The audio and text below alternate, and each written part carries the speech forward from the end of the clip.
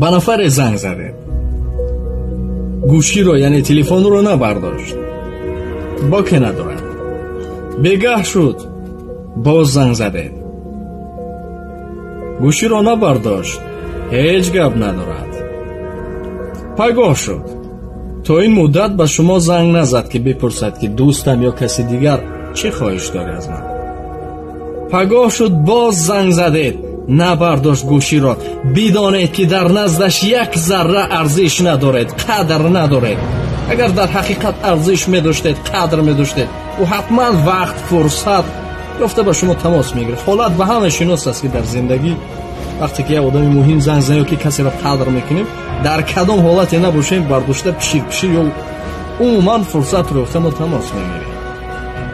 дар як ҳолат фаҳмида мумкин аст ки баъдан инсонҳо кор доранд ё чизи дигар мегӯянд. агар инсон ки дар мусибат